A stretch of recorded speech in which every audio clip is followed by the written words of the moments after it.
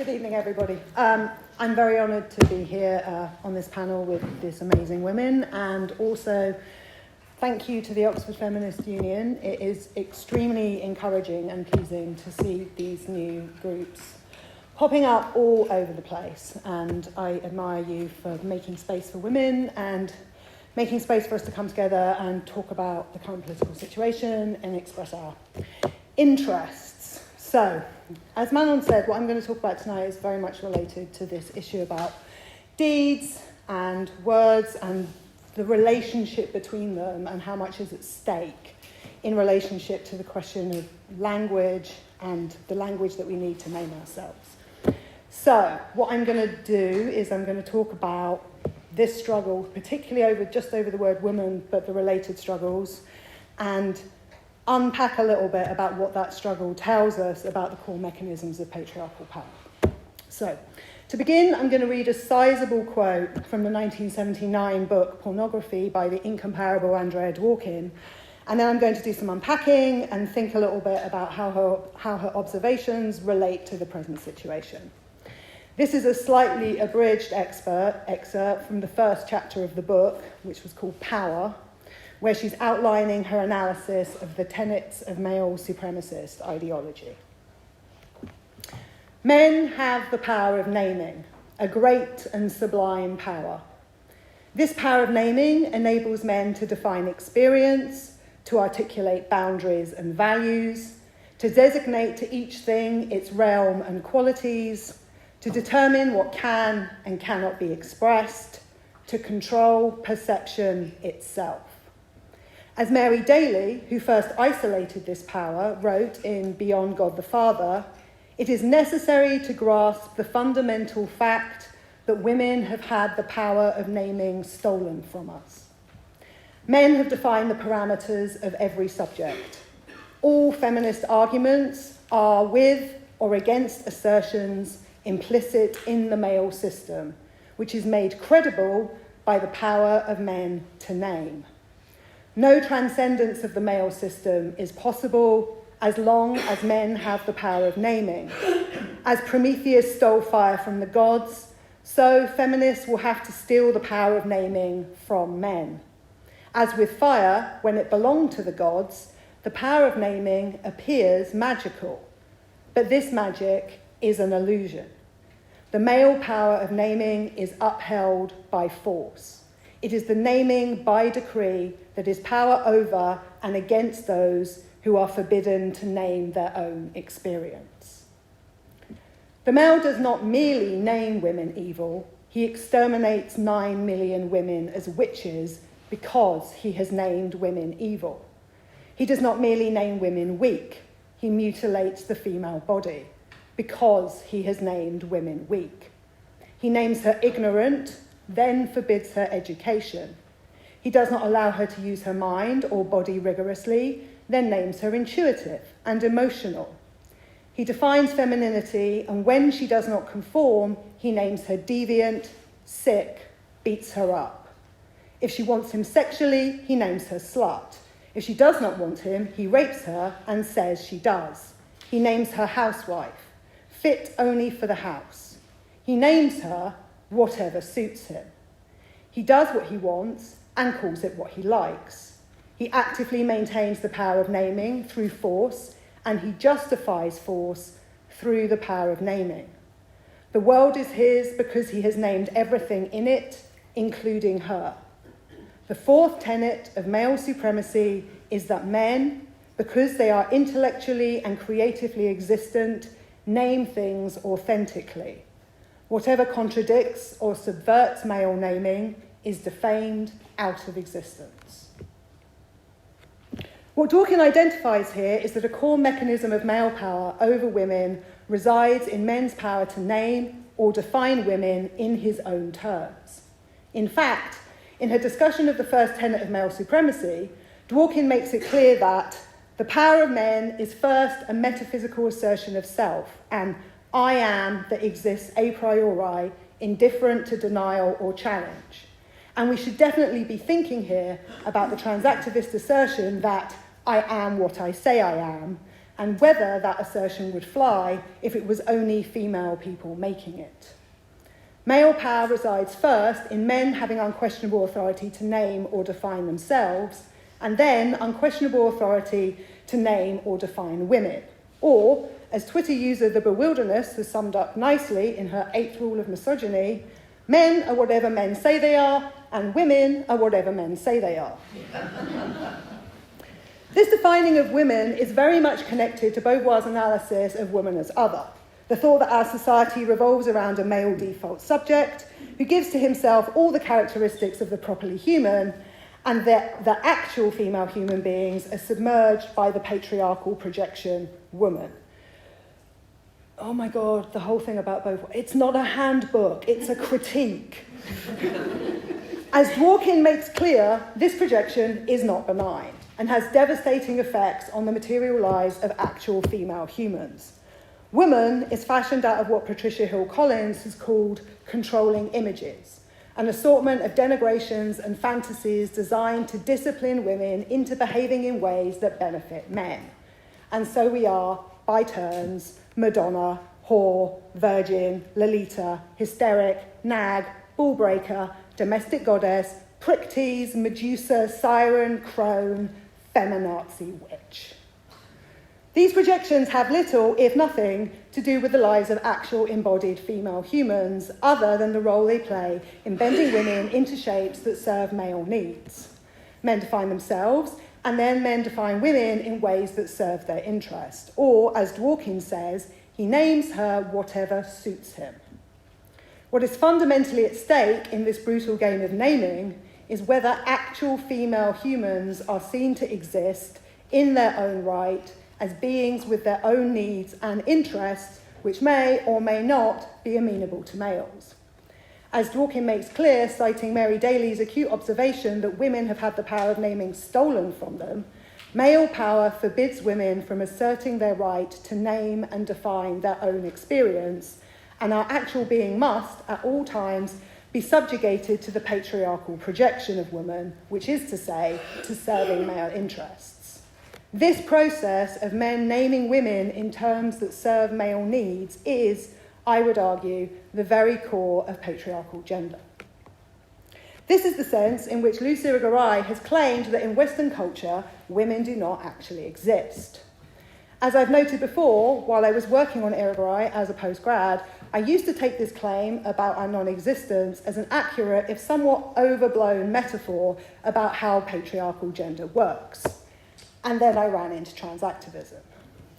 The fact that male people can convince a good chunk of society that they get to redefine women as whatever they say we are, and a lot of people cannot even grasp that we have a right to object, let alone realise that they are colluding with the core operation of male dominance, is pretty much the greatest demonstration in history of the truth of the claim that we live in a culture in which living, breathing human women don't really exist. As Dworkin points to here, this act of defining women is simultaneously an act of drawing or erasing boundaries. We are presently arguing about the boundaries of the concept woman, but more fundamentally about the real material consequences of this, about the boundaries of women's single-sex spaces, or our right to set limits on who we organise with politically. Even more fundamentally, what we are actually expressing when we talk about boundaries is women's assertion of our specific needs or interests and the claim that those needs should be respected. A boundary is drawn when a woman says no, or I don't like that, or I don't want to. When she refuses to abnegate herself and her own needs and desires to the needs and desires of the one who claims the power of naming over her. For all their claims to be smashing the gender binary, what is so notable about trans activists is their entitled patriarchal fury whenever women will not comply with their demands, and their obdurate failure to grasp that it is us, in our refusal to just be kind and move over, who are the real gender fuckers here. What I particularly want to unpack a little more tonight is how men's assertion that they are really women perfectly exemplifies the twin strands of the male power of naming and its devastating erasure of women. trans activism turns centrally on trying to redefine actual female humans as the patriarchal projection woman in law and public life, accompanied by the concerted effort to erase all language that links the concept of woman to the concept of female. By defining themselves as us, trans activism is the purest imaginable expression of the intertwining of men's authority to define themselves and their authority to define us in that process. And what is clearly unconcealed by this process, especially in the capacity to break the class of living, breathing women into a dehumanized pile of body parts and functions, is that the core of the patriarchal power of naming is the erasure of women by subjugating them to any descriptions and any perceptions that suit men's needs. I do not believe, and I am not claiming, that all trans identification involves invoking harmful projections about what women are, nor that it necessarily entails erasing the reality of female people as a biological class and breaking us into piles of parts. But the ideology of gender identity is fundamentally structured by this double gesture of redefinition and erasure, and often invokes such flagrant patriarchal stereotypes that it gives the lie to all the manipulative claims of extreme powerlessness and vulnerability. What I am struck by when I see, say, a male member of my profession posting public pictures of himself in a French maid's outfit, or Pip's buns decked out in fully fuchsia lace no woman would ever dream of wearing to work in an investment bank, is a complacent assurance that men will be granted the power of defining what women are, no matter how caricatured, and that women will be denied the slightest authority to challenge them. As I've suggested, this defining of women as the patriarchal projection has always been an act of erasure, a way of denying women's actual existence and needs and turning us into a service class or resource for men to use and appropriate. Traditionally, the resource men are trying to appropriate are women's bodies in both their sexual and reproductive capacities and women's domestic and emotional labour. Transactivism is distinguished by the effort to appropriate the patriarchal image of woman and to assert the absolute reality of this image over against women's actual existence by replacing a sex base with a gender identity-based definition and erasing any languages which recognises that women are female. What this does is make starkly manifest the erasure of the living, breathing, embodied reality of women, which was always implicit in the patriarchal projection, while the general refusal to recognise we have a legitimate... Where are we?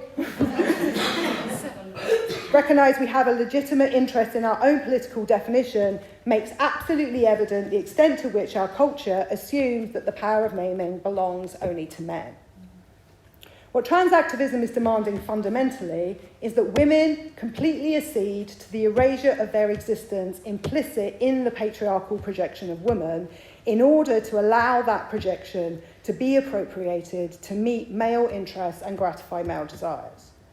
What this conflict makes manifest then is not only the core patriarchal power of naming, but that the power of naming enacts the complete subjugation of female people's reality to what male people want. In its barest terms, this is a straight up-down conflict between men's desire and women's existence. And it turns out that we live in a world in which many people simply and unthinkingly assume that men's desire should win. Oh, I've lost my place now. Indeed, the prioritisation of male desire inherent in the male power of naming is what makes it possible for men to name themselves women if that is what they want, and for many people to think that that is in any way reasonable.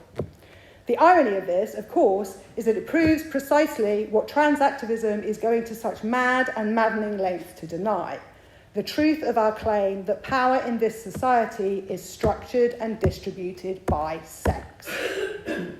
This dramatic unconcealment of what is at stake in the patriarchal power of naming is one of the main reasons, I think, why this conflict has brought so many women back to the second wave analysis of male dominance, why so many women have been, to use a phrase, radicalised. It is absolutely typical of trans-activist hypocrisy that a bunch of people who style themselves anti-status quo commie anarchists have adopted a term used by the counter-terrorist state apparatus to describe a bunch of non-compliant middle-aged women. As if the women of Mumsnet have somehow been brainwashed by the evil TERFs into planning jihad. Contra this nonsense, what needs to be underlined here is that people often become radicalised when political circumstances make absolutely transparent some mechanism of domination that hitherto was operating just under the radar. And in a world which has long been saturated with the patriarchy-pleasing, faux-fun feminism that Julie is so good at unmasking, trans-activism has, in a certain sense, done actual feminism a favour. I'm going to start speaking more quickly. What we are all living right now, day in and day out, is a direct encounter with the very core of patriarchal power as the male power to name us, and through that power to raise and subjugate our existence to male needs. For all the stories of God speaking the world into being, or Adam claiming dominion over the animals by naming them, the male power of definition is not, as Dworkin notes, some kind of supernatural magic. It is, rather, held in place by force. And a direct encounter with this force is also what we are all living right now. This system of enforcement has three moments. In the first moment is the complete denial that women have any right to define themselves, any legitimate interest in their own definition, or any right to contest the definitions being imposed upon us.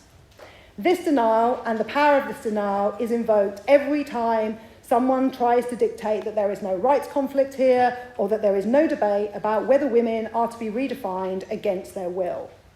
Secondly, as Dworkin indicates, the entire structure of patriarchal projection will also be brought to bear on women who will not comply with those projections.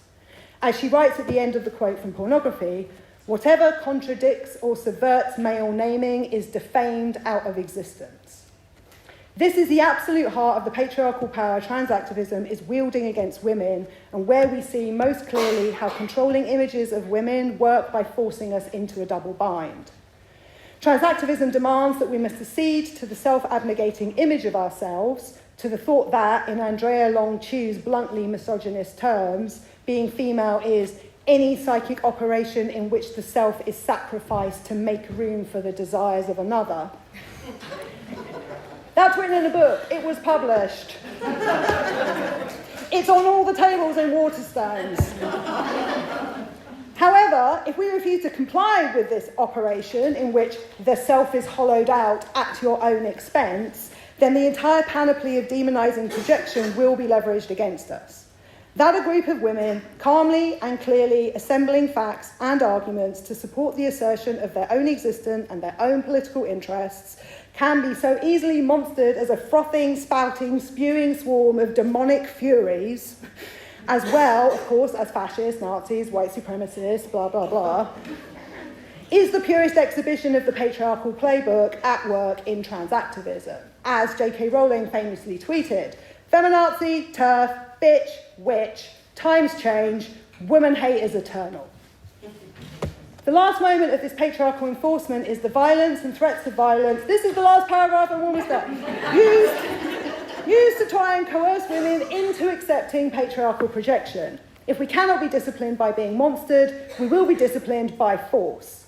The demonisation functions firstly to coerce us by trying to make us internalise the demonic projections and then to crush us with shame. And then it works secondarily to publicly justify the violence being brought to bear against us. As Dworkin notes, he actively maintains the power of naming through force, and he justifies force through the power of naming. Here, aided by the catalogue of patriarchal monsters, women's boundaries or assertions of our own interests are effortlessly redefined as bigotry, prejudice, hatred, aggression, my personal favourite, weaponisation. And the extreme, often blatantly sexualised threats applied to coerce our boundaries are, conversely, redefined as a just and justified act of self-defence. She made me do it.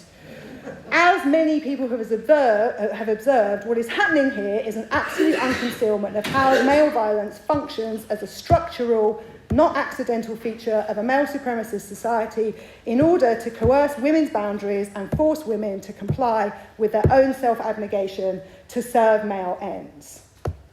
In the broadest terms, this entire mechanism, men defining women in their own terms, demanding women erase their own existence to serve male needs, denying that women have any right to object, denying that women have any right to consent, monstering women for not consenting, and trying to coerce their consent by demonizing them and threatening them with violence, all of this is the logic of a male supremacist rape culture writ large.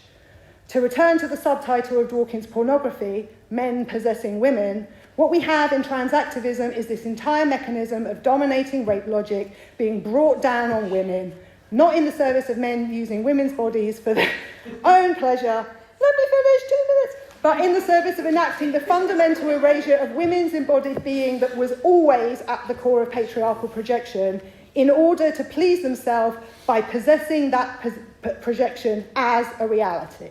That is, far from being any kind of challenge to the mechanisms of patriarchal gender, trans activism is the greatest enactment of the coercive rape logic of a male supremacist society I have seen in my lifetime.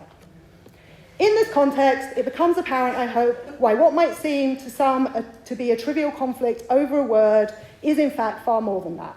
The definition of the word as adult human female defines our existence as a sex class, the boundaries of our spaces, our right to resources, our capacity to organise politically and to speak our own oppression, the legitimacy of our political interests, and our capacity to reject the abnegating projection of women as a compliant class of servile support humans constructed to meet male needs. When we struggle over this word, when we use our words to define the boundaries of our consent, we are, in and of itself, doing something that has very real and very material consequences for the lives of women. We are resisting the whole dominating logic of a male supremacist culture that would happily destroy the existence of living, breathing female humans to take from us what it wants for its own gratification. It is imperative, then, that women come together now to draw and redraw the boundaries around our word, around our spaces, around our needs, around our existence, again and again. We repeat. We exist. We are adult, human females. We are not your projections. We refuse your right to name us. We will defy your monstering and coercion. No means no.